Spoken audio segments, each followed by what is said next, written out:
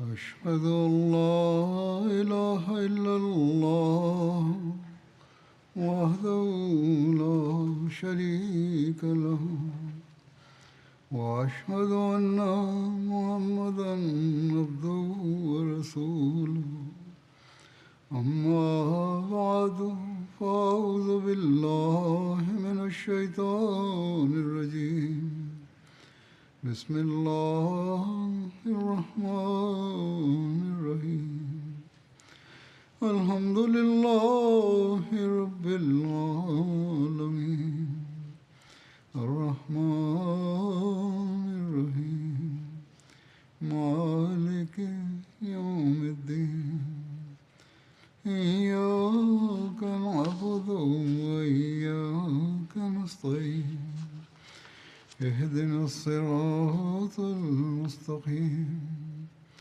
صراط الذين أنعمت عليهم غير المغضوب عليهم ولا الضالين. മൗത്ത യുദ്ധത്തിൻ്റെ കൂടുതൽ വിശദാംശങ്ങൾ ഇപ്രകാരം വന്നിരിക്കുന്നു.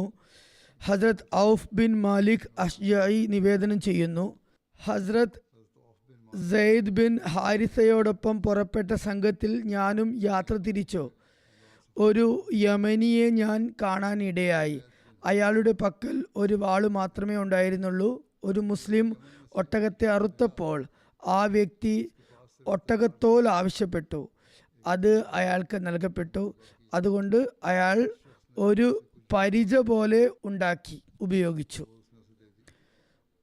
തുടർന്ന് പറയുന്നു, ഞങ്ങൾ യാത്ര തുടർന്നു. റോമൻ സൈന്യവുമായി ഞങ്ങൾ ഏറ്റുമുട്ടി. അതിലൊരാൾ തവിട്ടു നിറമുള്ള കുതിരയിലായിരുന്നു സവാരി ചെയ്തിരുന്നത്. അയാളുടെ പക്കൽ തങ്ക നിറമുള്ള ജീനിയും സ്വർണ്ണ നിറമുള്ള ആയുധങ്ങളും ഉണ്ടായിരുന്നു. ആ റോമക്കാരൻ മുസ്ലിങ്ങളെ വെല്ലുവിളിച്ചു. ഒരു പാറയ്ക്കു പിറകിൽ നിന്നും ആ യമനി അയാളുടെ നേരെ കുതിച്ചു വന്നു. ആ ശത്രുവിൻ്റെ കുതിരയുടെ കുളമ്പുകൾ വെട്ടി. യുദ്ധം കൊടുമ്പിരി കൊണ്ടു. റോമക്കാരൻ നിലം പതിച്ചു. അയാൾ വാളുമെന്തി അവൻ്റെ മേലെ കയറിയിരുന്നു. അങ്ങനെ അയാളെ വധിച്ചു. ആ മുസ്ലിം അയാളുടെ കഥ കഴിച്ചു. അയാളുടെ കുതിരയും ആയുധങ്ങളും കൈക്കലാക്കി. അള്ളാഹു മുസ്ലിങ്ങൾക്ക് വിജയം പ്രദാനം ചെയ്തപ്പോൾ ഹദരത്ത് ഖാലിദ് ബിൻ വലീദ് ആ മുസ്ലിമിന് സന്ദേശം അയച്ചു. അതായത് റോമക്കാരനെ വധിച്ച വ്യക്തിക്ക് ദൂതയച്ചു അല്പം യുദ്ധം മുതൽ നൽകാൻ ആവശ്യപ്പെടുകയുമുണ്ടായി. അതായത് യുദ്ധം മുതൽ ഏൽപ്പിക്കാൻ ആവശ്യപ്പെട്ടു. ഹദരത്ത് ഔഫ് നിവേദനം ചെയ്യുന്നു, ഞാൻ ഹദരത്ത് ഖാലിദിൻ്റെ അടുക്കൽ വന്നു. എന്നിട്ട് ഞാൻ ചോദിച്ചു, അള്ളാഹു യുദ്ധമുതലിനെ കുറിച്ച്, അതായത് വധിക്കപ്പെട്ടവൻ്റെ യുദ്ധമുതലിനെ കുറിച്ച് കൽപ്പിച്ചത് എന്താണെന്ന് താങ്കൾക്ക് അറിയുമോ? ഖാലിദ് ബിൻ വലീദ് അടുത്ത കാലത്ത് മുസ്ലിം ആയതായിരുന്നു. അതുകൊണ്ട് ഘാതകനാണ് യുദ്ധം മുതലെന്ന് കൽപ്പിച്ച കാര്യം അള്ളാഹുവിൻ്റെ കൽപ്പന അദ്ദേഹത്തിന് അറിയില്ല എന്ന് ഔഫ് കരുതി. അതായത് ശത്രുവിനെ വധിച്ച വ്യക്തിക്കായിരിക്കും വധിക്കപ്പെട്ടവൻ്റെ സാധനങ്ങൾക്ക് അവകാശമുണ്ടാകുക. ഖാലിദ് ബിൻ വലീദ് പറഞ്ഞു, അതെ എനിക്കറിയാം, എന്നാൽ ഞാൻ ആ മുതൽ കൂടുതലാണെന്ന് കരുതി. അതായത് അയാൾ കൈവശം വെച്ചത് അയാൾക്ക് അവകാശപ്പെട്ടതിലും അധികമാണെന്ന് ധരിച്ചു.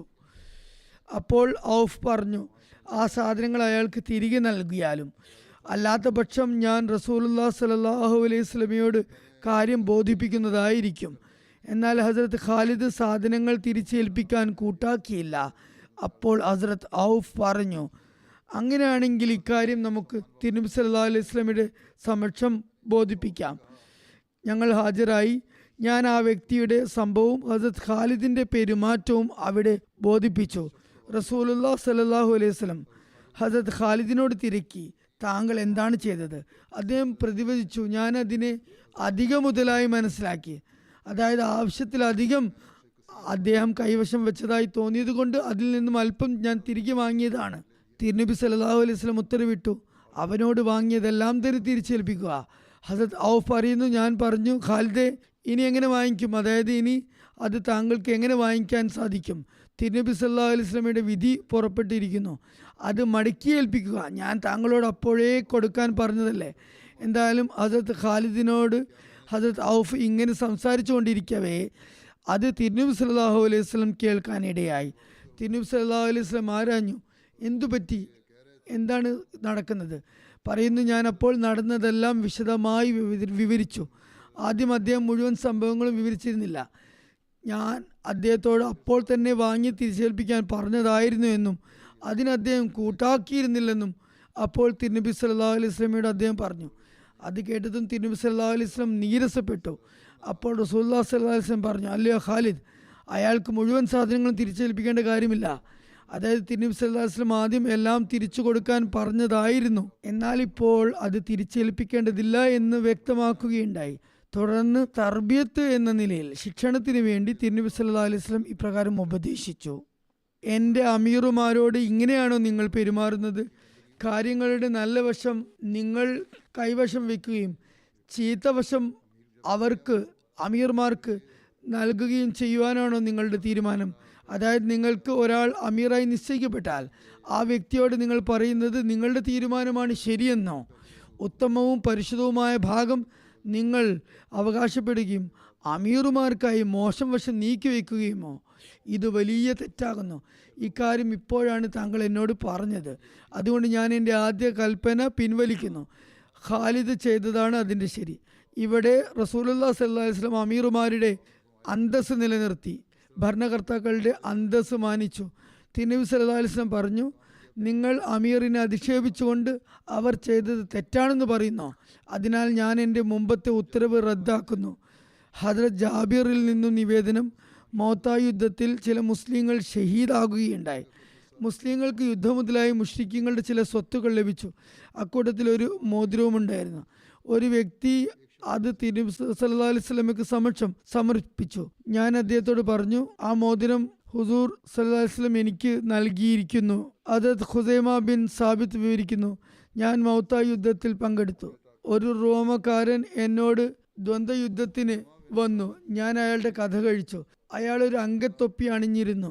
അതിൽ മാണിക്യങ്ങൾ പതിച്ചിരുന്നു. ഞാൻ ലക്ഷ്യമിട്ടത് ആ മാണിക്യങ്ങളായിരുന്നു. ഞാൻ അവ കൈവശപ്പെടുത്തി.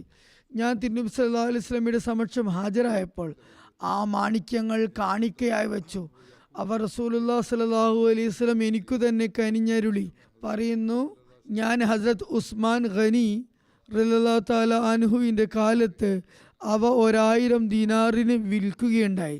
ഞാൻ അതുകൊണ്ട് ഒരു ഭൂമി വാങ്ങി. അല്ലാമ ഇബ്നു കസീർ എഴുതുന്നു, ഈ നിവേദനങ്ങളിൽ നിന്ന് വ്യക്തമാകുന്നത് മുസ്ലിങ്ങൾക്ക് യുദ്ധമുതലും ആർജിക്കാനായി എന്നാണ്, അല്ലാതെ പരാജയം നേരിട്ടല്ല എന്നാണ്. സമരാർജിത സ്വത്തുക്കളും കിട്ടി. പരാജയത്തിൻ്റെ ചോദ്യം തന്നെ അവിടെ ഉദിക്കുന്നില്ല. അവർ മടങ്ങി വന്നത് ഒരു സൈനിക തന്ത്രത്തിൻ്റെ ഭാഗമായിരുന്നു. എന്തായാലും വിവരിക്കുന്നു, അവർ ശത്രു പ്രമാണികളുടെ സ്വത്തുക്കൾ കീഴടക്കി അവരുടെ നേതാക്കളെ വകവരുത്തി. ഹദ്രത്ത് ഖാലിദ് ബിൻ വലീദ് വിവരിക്കുന്നു, മൗത്താ ദിവസം എൻ്റെ കയ്യിൽ നിന്നും 9 വാളുകൾ പൊട്ടുകയുണ്ടായി. ഒരു വീതിയുള്ള യമനി വാൾ മാത്രമേ ബാക്കിയായുള്ളൂ.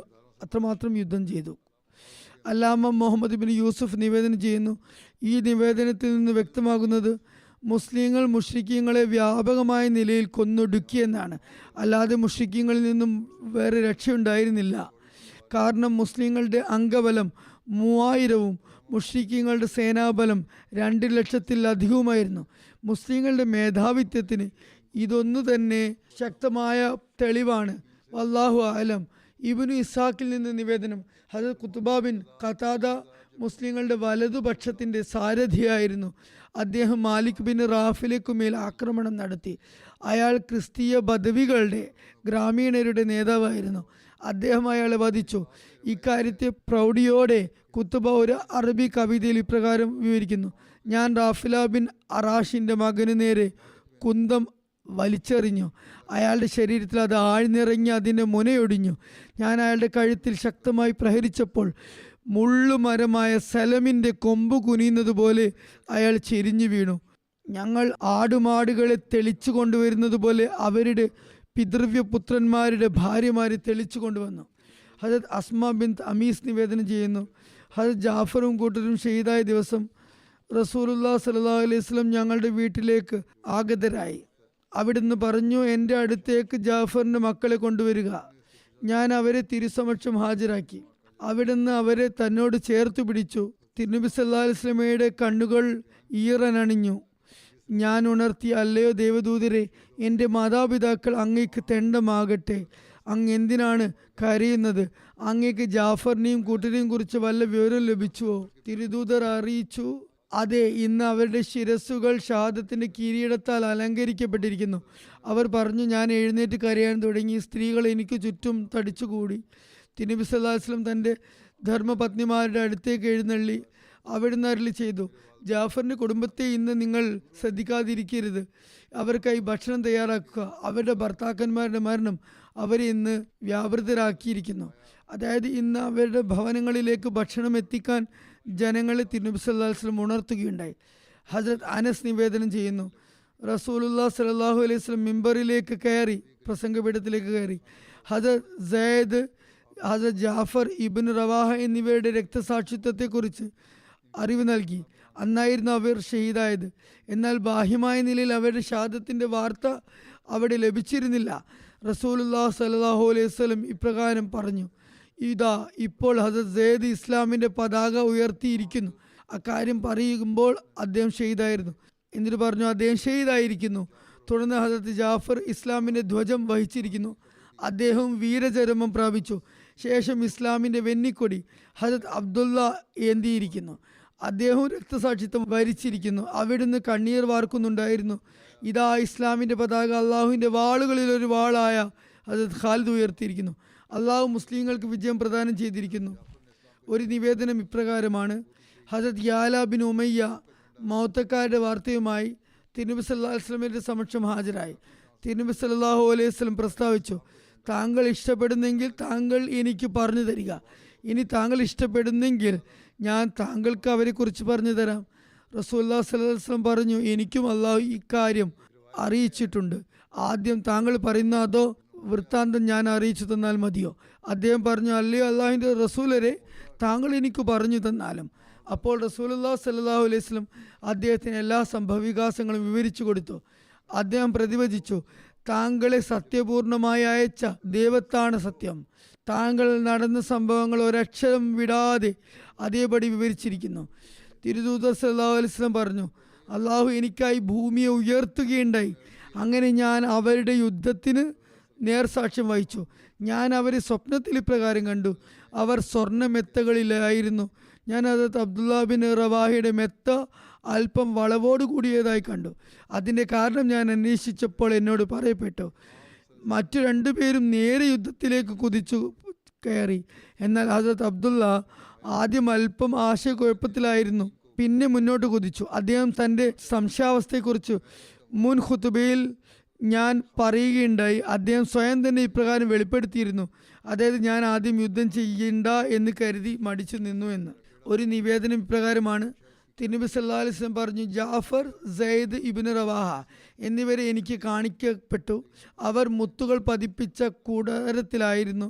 ഹദർ സയ്യിദിനെയും ഇബ്നു റവാഹയുടെയും കഴുത്തിൽ അല്പം വളവുള്ളതായി ഞാൻ കാണുകയുണ്ടായി. കൂനുപോലെ തോന്നി. ഹദർ ജാഫറിൻ്റെ കഴുത്ത് നേരെയായിരുന്നു. പറയപ്പെട്ടു, ഇവർ ഇരുവർക്കും മേൽ മരണം നിഴലിച്ചപ്പോൾ, മരണസമയമെടുത്തപ്പോൾ ഇവർ അതിനെ വിമർശിക്കുകയുണ്ടായി. അതായത് അവരതിൽ വൈമനസ്യം കാണിച്ചു. എന്നാൽ ഹസരത്ത് ജാഫർ അങ്ങനെ ചെയ്തില്ല. അള്ളാഹു അദ്ദേഹത്തിന് കൈകൾക്ക് പകരം 2 ചിറകുകൾ പ്രദാനം ചെയ്തു. അവയുമായി ഹസരത്ത് ജാഫർ സ്വർഗത്തിൽ തനിക്ക് ഇഷ്ടമുള്ളിടത്തേക്ക് വിഹരിക്കുമായിരുന്നു. ഒരു നിവേദനത്തിൽ ഇപ്രകാരം വന്നിരിക്കുന്നു, ഹസ്രത്ത് അബ്ദുല്ല ബിൻ ഉമർ ഹസ്രത്ത് ജാഫറിൻ്റെ മകൻ അബ്ദുല്ലാഹിന് സലാം ചൊല്ലുമ്പോൾ പറയുമായിരുന്നു, അസ്സലാമു അലൈക യാ ഇബ്നു സിൽ ജിനാഹൈൻ, അതായത് അല്ലയോ ഇരു ചിറകുള്ളവൻ്റെ മകനെ, നിനക്കുമേൽ ദൈവത്തിൻ്റെ സമാധാനം രക്ഷയും. ഹസ്രത്ത് മുസ്ലിം മൗദ് റളിയല്ലാഹു അൻഹു ചില വിഷയങ്ങൾ വിശദീകരിക്കുന്ന ഇടത്ത് ഈ കാര്യം ഇപ്രകാരം വിവരിക്കുകയുണ്ടായി. ചില സങ്കീർണമായ മസലകൾ, വിഷയങ്ങൾ ചിലർക്ക് മനസ്സിലാകും, ചിലർക്ക് മനസ്സിലാകില്ല. അറിവുള്ളവർ മറ്റുള്ളവർക്ക് ഈ വിഷയങ്ങൾ മനസ്സിലാക്കി കൊടുക്കേണ്ടതുണ്ട്. ചിലപ്പോൾ ഈ പറഞ്ഞ കൂട്ടർ സ്വയം വിചിന്തനം നടത്താത്ത കാരണത്താലായിരിക്കും മനസ്സിലാകാത്തത്. അല്ലെങ്കിൽ അവരുടെ ഹൃദയം ഏതെങ്കിലും പാപഭാരത്താൽ ദൈവാനുഗ്രഹം സ്വാംശീകരിക്കാൻ പ്രാപ്തമല്ല എന്നും വരാം. ഇത്തരത്തിലുള്ള സങ്കീർണ മസലകൾ 2 തരത്തിലാണ് പൊതുവെ ഉണ്ടാകാറുള്ളത്. ഒന്ന്, സൂക്ഷ്മ ദർശനങ്ങൾ ഉൾക്കൊള്ളുന്ന വൈജ്ഞാനിക വിഷയങ്ങൾ. ഉദാഹരണം തൗഹീദ്, അള്ളാഹു ഏകനാണെന്ന് എല്ലാവർക്കും എന്ന് വരാം. എന്നാൽ മനുഷ്യൻ്റെ സകല കർമ്മങ്ങളിലും അള്ളാഹുവിൻ്റെ ഏകത്വം എങ്ങനെ സ്വാധീനം ചെലുത്തുന്നുവെന്നും സൂഫി ചിന്താധാരയുടെ സൂക്ഷ്മതലങ്ങൾ എങ്ങനെ മനസ്സിലാക്കാൻ ദൈവപരിജ്ഞാനിയുടെ ആരിഫിൻ്റെ ആവശ്യമുണ്ട്. ഈ മസലകൾ മതപ്രശ്നങ്ങൾ മറ്റുള്ളവർക്ക് മനസ്സിലാക്കി കൊടുക്കാൻ ഒരു പണ്ഡിതൻ്റെ ആവശ്യമുണ്ട്. എല്ലാവർക്കും അതിൻ്റെ ഗഹനതയിലേക്ക് ആഴത്തിലേക്കും പരപ്പിലേക്കും എത്താനാകില്ല. ഖുർആൻ മറ്റൊരു ദൈവത്തെ അംഗീകരിക്കുന്നില്ലെന്ന് മനസ്സിലാക്കാനാകും. കാരണം അള്ളാഹു ഏകനാണെന്ന് ഖുർആൻ തന്നെ പ്രസ്താവിക്കുന്നുണ്ട്. രണ്ടാമത്തെ സങ്കീർണത അർത്ഥവിവക്ഷയെ സംബന്ധിച്ചുള്ളതാണ്. അവ വൈജ്ഞാനികമായിരിക്കില്ലെങ്കിലും ആലങ്കാരിക പ്രയോഗങ്ങൾ, രൂപകങ്ങൾ എന്നൊക്കെ പറയുന്ന ഭാഷയിലായിരിക്കും അവ വിവരിക്കുക. ചിലവ വൈജ്ഞാനിക ചർച്ചകളായിരിക്കില്ല. ചില സുപ്രധാന വാചകങ്ങൾ ശൈലി പ്രയോഗങ്ങളായിരിക്കും. അവ പറയുമ്പോൾ ആളുകൾ മനസ്സിലാകാതെ വിപരീതാർത്ഥം നൽകാൻ തുടങ്ങും. മുസ്ലിം മോദ് പറയുന്നു, സാധാരണക്കാർക്ക് അത്തരം ഭാഷ പരിചിതമല്ലാത്തതിനാൽ അവർ വസ്തുതാവിരുദ്ധമായ അർത്ഥകൽപ്പനകൾ അവയ്ക്ക് നൽകുന്നു. അതിനൊരു ഉദാഹരണമായി അദ്ദേഹം റസൂലുള്ളാഹി സ്വല്ലല്ലാഹു അലൈഹി വസല്ലമയുടെ കാലത്തെ ഒരു സംഭവത്തെ ഉദ്ധരിക്കുന്നു. പറയുന്നു, ഷാമിലേക്കുള്ള യുദ്ധനീക്കത്തിൽ റസൂലുള്ളാഹി സ്വല്ലല്ലാഹു അലൈഹി വസല്ലം ഹദരത്ത് സെയ്ദിനെ സൈനാധിപനായി നിശ്ചയിച്ചു. എന്നിട്ട് പറഞ്ഞു, സെയ്ദ് വധിക്കപ്പെട്ടാൽ ജാഫർ ബിൻ അബി താലിബ് സൈന്യത്തെ നയിക്കുന്നതാണ്. അദ്ദേഹം വധിക്കപ്പെട്ടാൽ അബ്ദുള്ള ബിൻ റവാഹ യുദ്ധ നേതൃത്വം വഹിക്കുന്നതാണ്. അങ്ങനെ റസൂലുള്ളാഹി സ്വല്ലല്ലാഹു അലൈഹി വസല്ലം പറഞ്ഞ ക്രമത്തിൽ തന്നെ സംഭവിച്ചു. ഹദരത്ത് സെയ്ദ്, ഹദരത്ത് ജാഫർ, ഹദരത്ത് അബ്ദുള്ള എന്നീ 3 പേരും ഷഹീദായി. ഹദരത്ത് ഖാലിദ് ബിൻ വലീദ് സൈന്യത്തെ നയിച്ചുകൊണ്ട് സുരക്ഷയോടെ തിരികെ കൊണ്ടുവന്നു. ഈ വാർത്ത മദീനയിലെത്തിയപ്പോൾ ഭർത്താക്കന്മാർ മരിച്ച സ്ത്രീകളും മക്കൾ മരണപ്പെട്ട മാതാപിതാക്കളും ശരീഅത്ത് അനുവദിച്ച മുറയ്ക്ക് മരണവിലാപം നടത്തി. റസൂലുള്ളാഹി സ്വല്ലല്ലാഹു അലൈഹി വസല്ലം ദുഃഖപ്രകടനത്തിനായി ഇപ്രകാരം പറഞ്ഞു, ജാഫറിനെ ഓർത്ത് ആരും വിലപിക്കുന്നില്ലല്ലോ. തിരുദൂതർ ഉദ്ദേശിച്ചത് സ്ത്രീകൾ ഒത്തുകൂടി ദീനരോധനം നടത്തുക എന്നായിരുന്നില്ല. മറിച്ച് തിരുനബി സല്ലല്ലാഹു അലൈഹി വസല്ലമയുടെ ബന്ധുക്കൾ ഹദരത്ത് ജാഫറിന്റെ മരണത്തിൽ ആരും ഖേദം പ്രകടിപ്പിക്കുന്നില്ല എന്നായിരുന്നു. ഹദരത്ത് മുസ്ലിം മൗദ് റളിയല്ലാഹു അൻഹു പറയുന്നു, ഇങ്ങനെ പറഞ്ഞതുകൊണ്ട് ഞാൻ മനസ്സിലാക്കിയെടുത്തോളം റസൂലുള്ളാഹി സ്വല്ലല്ലാഹു അലൈഹി വസല്ലം ഒരിക്കലും തന്നെ ജാഫറിന് വേണ്ടി ആരെങ്കിലും കരയണമെന്നല്ല ഉദ്ദേശിച്ചത്. മറിച്ച് ഉദ്ദേശിച്ചത് ഇത്രമാത്രമായിരുന്നു, ഞങ്ങളുടെ സഹോദരനും ഈ യുദ്ധത്തിൽ ജീവൻ വെടിഞ്ഞില്ലേ, എന്നിട്ട് ഞങ്ങൾ വിലപിക്കാത്തത് കൊണ്ട് നിങ്ങളും ക്ഷമ കൈക്കൊള്ളുകയാണ് വേണ്ടത് എന്നാണ്. ഇതായിരുന്നു റസൂലുള്ളാഹി സ്വല്ലല്ലാഹു അലൈഹി വസല്ലം മനസ്സിലാക്കാൻ ഉദ്ദേശിച്ച കാര്യം. കാരണം ഹദ്രത്ത് ജാഫറിൻ്റെ ഉറ്റവരെന്നും ഉടയവരെന്നും പറയുന്നത് റസൂലുള്ളാഹി സ്വല്ലല്ലാഹു അലൈഹി വസല്ലമയും ഹദ്രത്ത് അലി റളിയല്ലാഹു അൻഹുമായിരുന്നു. അവർ സമൂഹത്തിൽ ഉന്നത സ്ഥാനീയരായതുകൊണ്ട് അവർക്ക് നിലവിളിക്കാൻ വകയില്ലായിരുന്നു. റസൂലുള്ളാഹി സ്വല്ലല്ലാഹു അലൈഹി വസല്ലമയ്ക്കും അലമുറ കൂട്ടാനാകുമായിരുന്നില്ല. ഹദ്രത്ത് അലിയുടെ അവസ്ഥയും മറിച്ചായിരുന്നില്ല. അവർക്ക് കാര്യം ശരിയായി മനസ്സിലായിട്ടുണ്ടായിരുന്നു, കാര്യഗ്രാഹ്യമുണ്ടായിരുന്നു. ആയതിനാൽ ഒരുപക്ഷെ റസൂലുള്ളാഹി സ്വല്ലല്ലാഹു അലൈഹി വസല്ലം ജാഫറിന് വേണ്ടി വിലപിക്കാൻ ആരുമില്ലല്ലോ എന്ന് പറഞ്ഞതുകൊണ്ട് ഉദ്ദേശിച്ചത് എൻ്റെ സഹോദരൻ ജാഫറിൻ്റെ വിയോഗത്തിൽ ഞാൻ വിലപിക്കുന്നില്ലല്ലോ എന്ന കാര്യം വ്യക്തമാക്കുകയായിരുന്നു.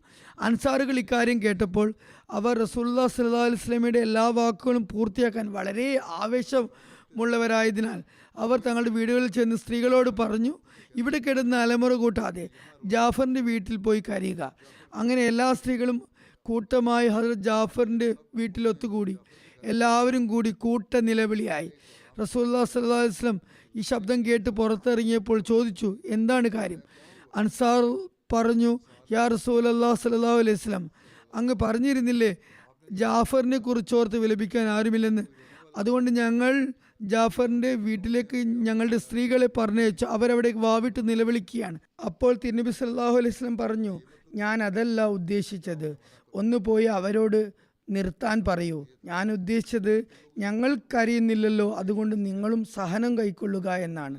അങ്ങനെ ഒരാൾ അവിടെ ചെന്ന് അവരെ വിലക്കുകയുണ്ടായി.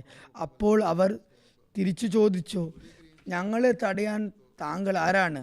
റസൂലുള്ളാഹി സ്വല്ലല്ലാഹു അലൈഹി വസല്ലം ഇന്ന് വളരെ വിഷമത്തോടെ ഞങ്ങളോട് പറഞ്ഞത് ജാഫറിന് വേണ്ടി ദീനരോധനം നടത്താൻ ആരുമില്ല എന്നാണ്. പിന്നെ താങ്കൾ എന്തിനാണ് ഞങ്ങളെ അതിൽ നിന്നും വിലക്കുന്നത്? അയാൾ അത് കേട്ടപ്പോൾ റസൂലുള്ളാഹി സ്വല്ലല്ലാഹു അലൈഹി വസല്ലമയുടെ അടുത്തേക്ക് മടങ്ങി വന്നു. ഹദരത്ത് മുസ്ലിം മൗദ് റളിയല്ലാഹു അൻഹു പറയുന്നു, ചിലരുണ്ട് എന്ത് നിസ്സാര സംഗതി കിട്ടിയാലും കേട്ട പാതി കേൾക്കാത്ത പാതി മറ്റുള്ളവരിലേക്ക് എത്തിക്കാൻ വളരെ താല്പര്യമാണ് അവർക്ക്. ആ മറുപടി കേട്ടപ്പോൾ അയാൾ തിരുനബി സല്ലല്ലാഹു അലൈഹി വസല്ലമയോട് ചെന്നു കാര്യം പറഞ്ഞു. ഞാൻ പറഞ്ഞിട്ട് അവർ കേൾക്കുന്നില്ല. അപ്പോൾ റസൂലുള്ളാഹി സ്വല്ലല്ലാഹു അലൈഹി വസല്ലം പറഞ്ഞു, അവരുടെ തലയിൽ മണ്ണിടുക. ഇതൊരു പ്രയോഗമാണ്. ഇനി ഒന്നും പറയേണ്ട, അവരെ പാട്ടിന് വിടുക, സ്വയം മതിയാക്കി അവർ നിർത്തിക്കോളും എന്നാണ് അതിൻ്റെ അർത്ഥം. എന്നാൽ അത് കേട്ടതും അയാൾ തൻ്റെ പുതപ്പിൽ മണ്ണ് ശേഖരിക്കാൻ തുടങ്ങി. അയാൾ അക്ഷരാർത്ഥത്തിൽ അത് ചെയ്യാൻ ഒരുമ്പിട്ടു. എന്നിട്ട് ആ സ്ത്രീകളുടെ തലയിൽ മണ്ണ് വിതറാൻ തുടങ്ങി. അവർ അയാളോട് ചോദിച്ചു, നിനക്കെന്താ ഭ്രാന്തുണ്ടോ, എന്താണ് ഇത് ചെയ്യുന്നത്? അയാൾ പറഞ്ഞു, റസൂലുള്ളാഹി സ്വല്ലല്ലാഹു അലൈഹി വസല്ലം മണ്ണിടാൻ പറഞ്ഞ സ്ഥിതിക്ക് ഞാൻ എന്തായാലും മണ്ണിടുന്നതാണ്. അതൊരു ആലങ്കാരിക ഭാഷയാണ്. അതിനെ അയാൾ ബാഹ്യാർത്ഥത്തിലെടുത്തു. ഇക്കാര്യം ഹസരത്ത് ആയിഷ റളിയല്ലാഹു അൻഹയ്ക്ക് അറിയാനിടയായി. അപ്പോൾ ഹസരത്ത് ആയിഷ അയാളെ ശകാരിച്ചു കൊണ്ട് പറഞ്ഞു, നിനക്ക് കാര്യം പിടികിട്ടിയിട്ടില്ല. റസൂലുള്ളാഹി സ്വല്ലല്ലാഹു അലൈഹി വസല്ലം ഉദ്ദേശിച്ചത് ഇനി അവരുടെ കാര്യം വിട്ടേക്ക്, അവർ സ്വയം നിർത്തിക്കൊള്ളുമെന്നാണ്, അല്ലാതെ നിന്നോട് ചെന്ന് മണ്ണിടാൻ പറഞ്ഞതല്ല. റസൂലുള്ളാഹി സ്വല്ലല്ലാഹു അലൈഹി വസല്ലം ആലങ്കാരിക ഭാഷയിലാണ് സംസാരിച്ചത്. എന്നാൽ അയാൾ ശരിക്കും മണ്ണിടാൻ ഒരുമ്പിട്ടിറങ്ങി. അതുകൊണ്ട് ചിലപ്പോൾ ചിലർ ആലങ്കാരിക പ്രയോഗങ്ങൾ മനസ്സിലാക്കാൻ ശ്രമിക്കാറില്ല. ഇവിടെ തന്നെ നോക്കൂ, ഒരു പുരുഷന് കാര്യം പിടികിട്ടിയില്ല. കാരണം അതിന് മാത്രം അയാൾക്ക് ബുദ്ധി ഉണ്ടായിരുന്നില്ല.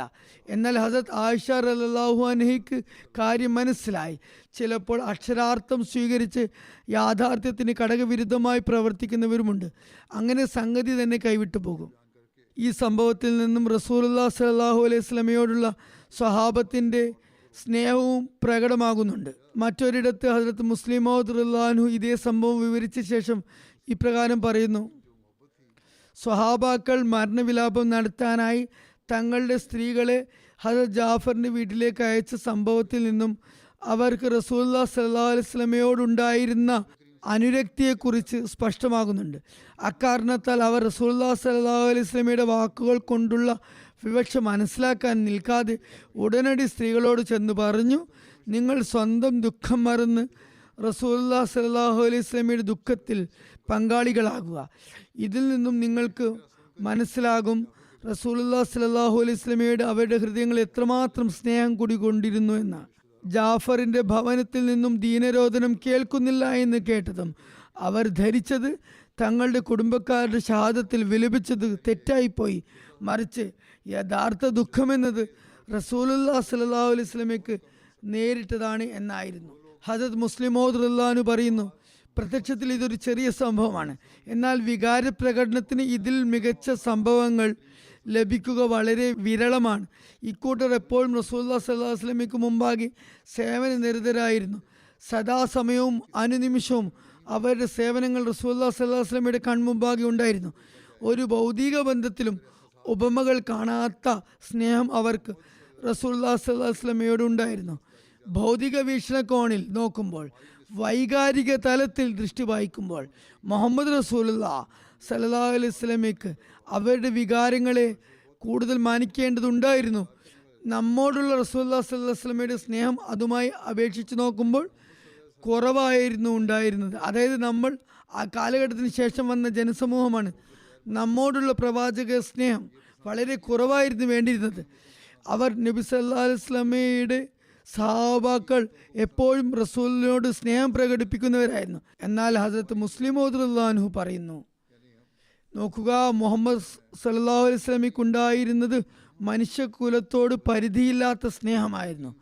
ആയതിനാൽ നിങ്ങളുടെ ആത്മധൈര്യം ക്ഷയിക്കാതിരിക്കാൻ പ്രോത്സാഹനമേകാൻ അവിടുന്ന് ആഗ്രഹിച്ചു. അതായത് വർത്തമാന കാലത്തുള്ളവർ നിരുത്സാഹപ്പെടരുത് എന്ന് അവിടുന്ന് ആഗ്രഹിച്ചു. മാത്രവുമല്ല, നമുക്കും അവർക്കും ഇടയിലുള്ള സമൂഹത്തെയും ഇടക്കാല സമൂഹത്തെയും അധൈര്യപ്പെടുത്തരുതെന്ന് റസൂലുള്ളാഹി സ്വല്ലല്ലാഹു അലൈഹി വസല്ലം ആഗ്രഹിച്ചു. ആയതിനാൽ പിൽക്കാലത്തുള്ളവരെ കുറിച്ച് ഒരു സദസ്സിൽ തിരുനബി സല്ലല്ലാഹു അലൈഹി വസല്ലം ഇപ്രകാരം പരാമർശിച്ചു, എനിക്ക് ശേഷം വരുന്ന എൻ്റെ സഹോദരന്മാർ ഇന്ന ഗുണങ്ങളുള്ളവരായിരിക്കും. അത് കേട്ടപ്പോൾ സഹാബാക്കൾക്ക് അസൂയ തോന്നി. അവർ ചോദിച്ചു, അത് ശരി, അവർ സഹോദരന്മാരാണല്ലേ? എന്താ ഞങ്ങൾ സഹോദരന്മാരല്ലേ? ഞങ്ങൾ താങ്കളുടെ സഹവാസമുള്ളവരല്ലേ? അപ്പോൾ റസൂലുള്ളാഹി സ്വല്ലല്ലാഹു അലൈഹി വസല്ലം പറഞ്ഞു, നിങ്ങൾ എൻ്റെ സഹാബാക്കളാണ്, അനുചരന്മാരാണ്, അവരെൻ്റെ സഹോദരന്മാരുമാണ്. നിങ്ങൾക്ക് കരഗതമായ ഈ സൗഭാഗ്യം കുറഞ്ഞു പോയെന്നോ? നിങ്ങൾ എന്നെ കാണുകയും എൻ്റെ സഹവാസത്തിൽ ദീനീ സേവനങ്ങൾ അനുഷ്ഠിക്കുകയും ചെയ്യുന്നവരല്ലേ. നിങ്ങൾക്ക് മഹത്തായ സൗഭാഗ്യമാണ് കൈവന്നിട്ടുള്ളത്. പിന്നീട് വരുന്നവർക്ക് എൻ്റെ ദർശനയോഗം ഉണ്ടാകില്ല. അതുകൊണ്ട് അവരെക്കുറിച്ച് എന്തെങ്കിലും നല്ല വാക്കു പറയാൻ എന്നെ വിടുക. അവർക്ക് സംതൃപ്തി കൈവരുമാറ് എന്തെങ്കിലും വാക്കു പറയാൻ, അങ്ങനെ അവർക്ക് പ്രചോദനമുളവാക്കാൻ എന്നെ നിങ്ങൾ എന്തുകൊണ്ട് അനുവദിക്കുന്നില്ല? ഇത്തരത്തിൽ പിൽക്കാല മുസ്ലിങ്ങൾക്ക് റസൂലുള്ളാഹി സ്വല്ലല്ലാഹു അലൈഹി വസല്ലം പ്രോത്സാഹനമേകുകയുണ്ടായി. അതുകൊണ്ട് നോക്കുക, നിങ്ങൾക്ക് എത്രമാത്രം റസൂലുള്ളാഹി സ്വല്ലല്ലാഹു അലൈഹി വസല്ലം ധൈര്യം പകർന്നിരിക്കുന്നു. പറയുകയുണ്ടായി, എൻ്റെ സമുദായത്തിൻ്റെ ആദ്യ ഭാഗമോ അവസാന ഭാഗമോ ഏതാണ് മികച്ചതെന്ന് എനിക്കറിയില്ല. മൗത്ത യുദ്ധത്തിലെ ശുഹദാക്കളെക്കുറിച്ച് വേറെയും നിവേദനങ്ങളുണ്ട്. ബിദായ വ നിഹായ എന്ന ഗ്രന്ഥത്തിൽ അല്ലാമ ഇബ്നു കസീർ എഴുതുന്നു, ആ ശുഹദാക്കളുടെ എണ്ണം 12 ആയിരുന്നു. ചില നിവേദനങ്ങളിൽ ശുഹദാക്കളുടെ എണ്ണം അതിൽ കൂടുതലെന്നും വിവരിക്കപ്പെട്ടിട്ടുണ്ട്.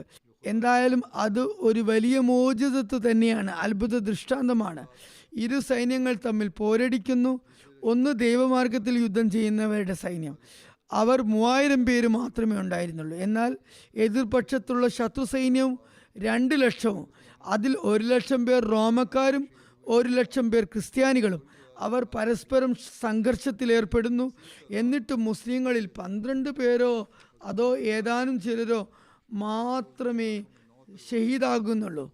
മുശ്രിക്കീങ്ങളുടെ വലിയൊരു ഭാഗം നരകത്തിൽ പ്രവേശിക്കുന്നു, മരണപ്പെടുന്നു. ഹദരത്ത് ഖാലിദ് റളിയല്ലാഹു അൻഹു മാത്രം ചെയ്ത കാര്യം നോക്കുക. പറയുന്നു, യുദ്ധവേളയിൽ 9 വാൾ എൻ്റെ കയ്യിൽ നിന്ന് തുടരെ മുറിഞ്ഞു വീണു. ഒരു യമനി വാൾ മാത്രം എൻ്റെ കയ്യിൽ അവശേഷിച്ചു. ആ വാളുകൾ കൊണ്ട് എത്ര മുശ്രിക്കീങ്ങളെ അദ്ദേഹം നരകത്തിലേക്ക് അയച്ചിട്ടുണ്ടാകും. മുസ്ലിങ്ങളുടെ മദീന മടക്കത്തെക്കുറിച്ചും റസൂലുള്ളാഹി സ്വല്ലല്ലാഹു അലൈഹി വസല്ലം അവർക്ക് നൽകിയ വരവേൽപ്പിനെ കുറിച്ചുമുള്ള വിവരണം ഇപ്രകാരമാണ്. മുസ്ലിങ്ങൾ മടക്കയാത്രയിൽ ഒരു സ്ഥലത്തെത്തി. അവിടെ ഒരു കോട്ടയുണ്ടായിരുന്നു. പോകുന്ന വഴി അവിടെയുള്ളവർ ഒരു മുസ്ലിമിനെ ഷഹീദാക്കിയിരുന്നു. മുസ്ലിങ്ങൾ അതിനെ വളഞ്ഞുപരോധിച്ചു കീഴടക്കുകയുണ്ടായി. ഹദരത്ത് ഖാലിദ് അവിടെയുള്ള പൗരപ്രമുഖരെ കൊന്നൊടുക്കി. മുസ്ലിങ്ങൾ മൗത്തയിൽ നിന്നും തിരിച്ചു വന്നപ്പോൾ റസൂലുള്ളാഹി സ്വല്ലല്ലാഹു അലൈഹി വസല്ലമയും സഹാബാക്കളും അവരെ സ്വാഗതം ചെയ്തു. അവർ തിരിച്ചെത്തിയത് കണ്ട് ചിലർക്ക് വല്ലാത്ത അരിശമുണ്ടായി. ഇവരെന്ത് ഷഹീദായില്ല? ഇതെന്ത് വിജയമാണ്! ചിലർ സൈന്യത്തിനുമേൽ മണൽ വാരി എറിഞ്ഞ് ദേഷ്യം പ്രകടിപ്പിച്ചു. എന്നിട്ട് പറഞ്ഞു, അല്ലയോ പിന്തിരിഞ്ഞോടിയവരെ, നിങ്ങൾ ദൈവമാർഗത്തിൽ നിന്നും ഒളിച്ചോടിയിരിക്കുന്നു. അവരെ അങ്ങനെ പറഞ്ഞ് അധിക്ഷേപിക്കാൻ തുടങ്ങി. അത് കേട്ട് റസൂലുള്ളാഹി സ്വല്ലല്ലാഹു അലൈഹി വസല്ലം പറഞ്ഞു, ഇവർ ഒളിച്ചോടിയവരല്ല, മറിച്ച് ഖുറാറാണ്, അതായത് തിരിച്ച് ആഞ്ഞടിക്കുന്നവരാണ്. ഹദരത്ത് അബ്ദുല്ലാ ബിൻ ഉമർ റളിയല്ലാഹു അൻഹു നിവേദനം ചെയ്യുന്നു, മുസ്ലിങ്ങൾ മൗത്തയിൽ നിന്നും തിരികെ വന്നപ്പോൾ ഞാനും അവരുടെ കൂടെ ഉണ്ടായിരുന്നു. മറ്റൊരു നിവേദനത്തിൽ വന്നിരിക്കുന്നു, ഞങ്ങൾ ഒളിച്ചോടിയതിൽ വളരെ ലജ്ജിതരായിരുന്നു. ഞങ്ങളുടെ ധാരണ ഞങ്ങൾ അവിടെ ഉപേക്ഷിച്ചു മടങ്ങി എന്നായിരുന്നു. വാസ്തവത്തിൽ ശത്രുക്കൾ അവിടെ നിന്നും സ്വയം പിന്മാറിയിരുന്നു. മുസ്ലിങ്ങൾ അവരെ പിന്തുടർന്ന് പോകാതെ ഇരിക്കുക മാത്രമാണ് ചെയ്തത്. മറിച്ച് അവർ അവസരം മുതലെടുത്തുകൊണ്ട് നയതന്ത്രപരമായ നീക്കം നടത്തി. എന്നാൽ അതും അവർ സ്വയം ഒളിച്ചോട്ടമായി കണക്കാക്കി. അവർ പറയുന്നു, ഞങ്ങൾ ഓടി ഒളിച്ചതിൽ ലജ്ജിതരായിരുന്നു. അവരിൽ ഒരാൾ പറഞ്ഞു, ഞങ്ങൾ പരസ്പരം പറഞ്ഞു തുടങ്ങി, ഞങ്ങൾ മദീനയിലേക്ക് പോയാൽ ജനങ്ങളാൽ വധിക്കപ്പെടുന്നതാണ്. ഞങ്ങൾ രാത്രിയിൽ മദീനയിൽ പ്രവേശിച്ച് ഒളിച്ചിരുന്നു. ചിലർ ലജ്ജാഭാരത്താൽ മദീനയിൽ രാത്രി മാത്രം ചെന്ന് കയറുകയും അവിടെ ഒളിച്ചിരിക്കുകയും ചെയ്തു. ഞങ്ങൾ പറഞ്ഞു, ഞങ്ങൾക്ക് റസൂലുള്ളാഹി സ്വല്ലല്ലാഹു അലൈഹി വസല്ലമയുടെ സവിധത്തിൽ ഹാജരായി ക്ഷമാപണം നടത്താൻ പറ്റിയാൽ എത്ര നന്നായേനെ. ഞങ്ങളുടെ പശ്ചാത്താപം സ്വീകരിക്കപ്പെട്ടാൽ നല്ലത്, അല്ലെങ്കിൽ വീണ്ടും പുറപ്പെടുന്നതാണ്. അതായത് യുദ്ധസന്നാഹത്തോടെ തിരിച്ചു പോകുന്നതാണ്, അല്ലെങ്കിൽ അവിടെ വിട്ടു പോകുന്നതാണ്. ഞങ്ങൾ ഫജ്ർ നമസ്കാരത്തിന് മുമ്പ് റസൂലുള്ളാഹി സ്വല്ലല്ലാഹു അലൈഹി വസല്ലമയുടെ സമക്ഷം ഹാജരായി. അവിടുന്ന് ആരാഞ്ഞു, ആരെവിടെ? ഞങ്ങൾ പറഞ്ഞു, ഒളിച്ചോടി വന്നവരാണ് ഞങ്ങൾ. അവർ ലജ്ജിതരായിരുന്നു. സ്വയം തന്നെ പേടിച്ചരണ്ടവർ, ഓടി ഒളിച്ചവർ എന്നവർ പറഞ്ഞു. അവിടുന്ന് പറഞ്ഞു, അല്ല, നിങ്ങൾ ശക്തമായി തിരിച്ചടിക്കുന്നവരാണ്. ഞാൻ നിങ്ങളുടെ കൂട്ടത്തിൽപ്പെട്ടവനാണ്, അല്ലെങ്കിൽ ഞാൻ എല്ലാ മുസ്ലിങ്ങളുടെയും കൂട്ടത്തിൽപ്പെട്ടവനാണെന്ന് പറഞ്ഞു. അപ്പോൾ ഞങ്ങൾ തിരുകരങ്ങൾ ചുംബിക്കുകയുണ്ടായി. റസൂലുള്ളാഹി സ്വല്ലല്ലാഹു അലൈഹി വസല്ലം വളരെ വാത്സല്യ അതിരേകത്തോടെയാണ് പെരുമാറിയത്. ഇനിയുള്ളത് മറ്റൊരു സൈനിക നീക്കത്തെക്കുറിച്ചുള്ള വിവരണമാണ്. അതിൻ്റെ പേര് സരിയ അംർ ബിൻ ആസ് എന്നാണ്. ഈ സരിയ ഹിജ്റ വർഷം 8 ജമാദു സാനിയിലാണ് അരങ്ങേറിയത്. ഈ സരിയ ഹിജ്റ വർഷം 7 നടന്നതെന്നും പറയപ്പെടുന്നു. ഈ സരിയ മൗത്ത യുദ്ധാനന്തരമാണ് നടന്നതെന്ന കാര്യത്തിൽ ഇബ്നു ഇസ്ഹാഖ് അല്ലാത്ത എല്ലാവരും ഒറ്റക്കെട്ടാണ്. ഗസ്വ മൗത്ത ജമാദിൽ ഊല ഹിജ്റ വർഷം 8-നാണ് നടന്നത്. ഈ യുദ്ധ പശ്ചാത്തലം ഇപ്രകാരമാണ്. റസൂലുള്ളാഹി സ്വല്ലല്ലാഹു അലൈഹി വസല്ലമയ്ക്ക് ബനു ഖുസായയുടെ ഒരു സംഘം മദീനയുടെ പ്രാന്തപ്രദേശങ്ങളിലേക്ക് യുദ്ധനീക്കം നടത്താൻ വേണ്ടി ഒരുമിച്ച് കൂടുന്നു എന്ന് വാർത്ത ലഭിച്ചു. കാത്താനിയക്കാരുടെ ഒരു ഗോത്രമായിരുന്നു ബനു ഖുസാം ഗോത്രം. മദീനയിൽ നിന്ന് 10 ദിവസത്തെ യാത്രാ ദൂരത്തിൽ വാദിൽ ഖുറ കഴിഞ്ഞുള്ള പ്രദേശമായിരുന്നു അവരുടേത്. ഇതേക്കുറിച്ച് കൂടുതൽ വിവരണമുള്ളത് ഇപ്രകാരമാണ്. റസൂലുള്ളാഹി സ്വല്ലല്ലാഹു അലൈഹി വസല്ലം അവരുടെ തല കൊയ്യാനായി ഹസരത്ത് അംർ ബിൻ ആസിനെ അയച്ചു. മക്കയിലെ ഒരു മൂപ്പനായ ആസ് ബിൻ വായിലിൻ്റെ മകനായിരുന്നു അംർ ബിൻ ആസ്. അദ്ദേഹം ഹിജ്റ വർഷം 7-നോ 8-നോ ആണ് ഇസ്ലാം മതം ആശ്ലേഷിച്ചത്. ഹസരത്ത് അംർ പറയുന്നു, റസൂലുള്ളാഹി സ്വല്ലല്ലാഹു അലൈഹി വസല്ലം എനിക്കൊരു ദൂതയച്ചുകൊണ്ട് എന്നോട് യുദ്ധസന്നാഹം നടത്താൻ ആവശ്യപ്പെട്ടു. എന്നിട്ട് അരുളി, അല്ലയോ അംർ, താങ്കളെ ഒരു സൈന്യത്തിന് അമീറാക്കാൻ ഞാൻ ഉദ്ദേശിക്കുന്നു. അള്ളാഹു താങ്കൾക്ക് യുദ്ധമുതലും നൽകും, താങ്കളെ സംരക്ഷിക്കുകയും ചെയ്യുന്നതാണ്.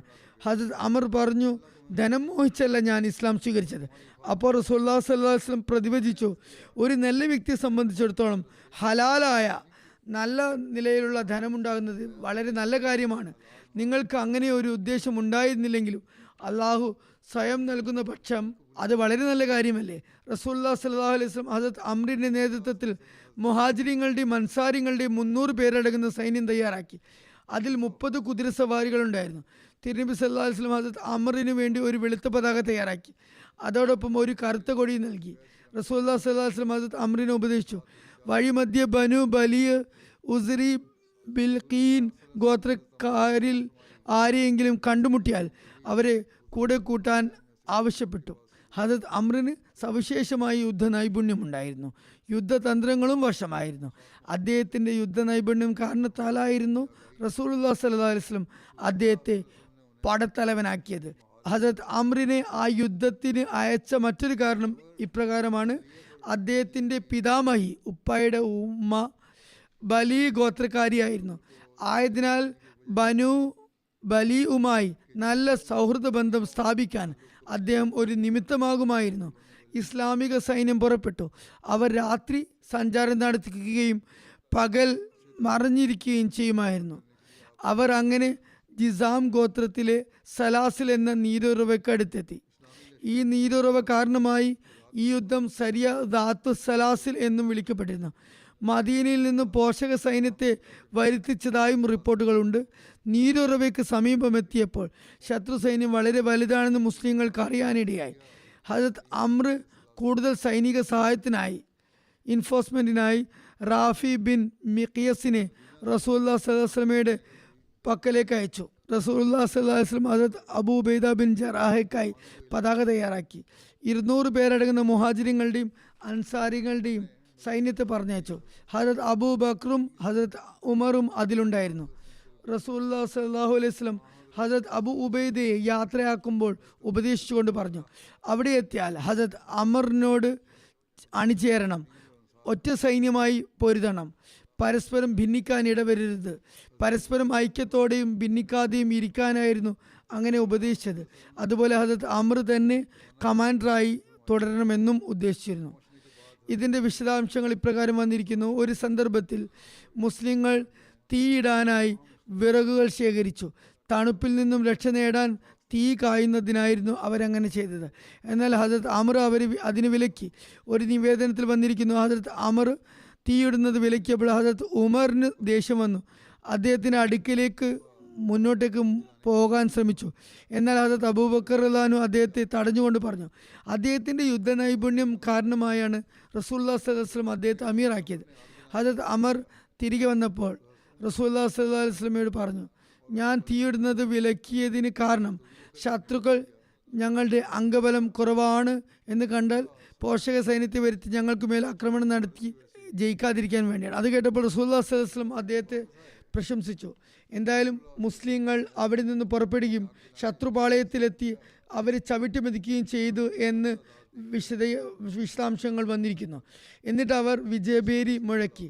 ശത്രുക്കൾ സംഘടിക്കുമെന്ന് വാർത്ത ലഭിച്ച കേന്ദ്രത്തിൽ മുസ്ലിങ്ങൾ എത്തുമ്പോഴേക്കും ശത്രുക്കൾ മുസ്ലിങ്ങളുടെ നീക്കം മനസ്സിലാക്കി സ്ഥലം കാലിയാക്കിയിരുന്നു.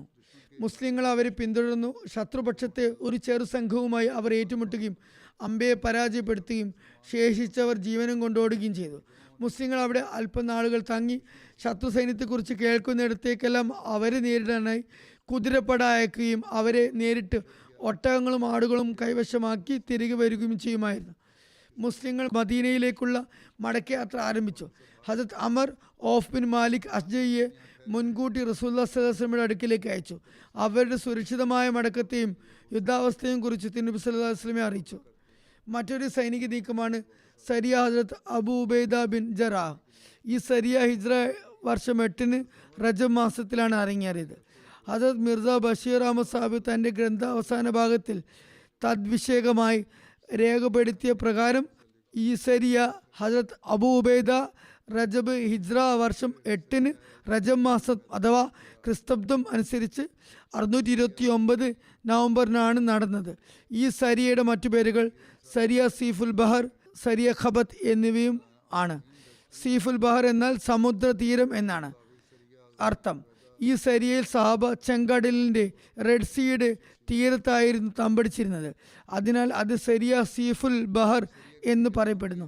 ഇതിനെ സരിയ ഖബത്ത് എന്ന് വന്നതിൻ്റെ ഉദ്ദേശം ഇല ഭക്ഷിക്കുന്ന സൈന്യം എന്നാണ് അതിൻ്റെ അർത്ഥം. ഈ സരിയയിൽ സഹാബാക്കൾക്ക് വൃക്ഷത്തിൻ്റെ ഇലകൾ കഴിച്ച് വിശപ്പടക്കേണ്ടി വന്നു.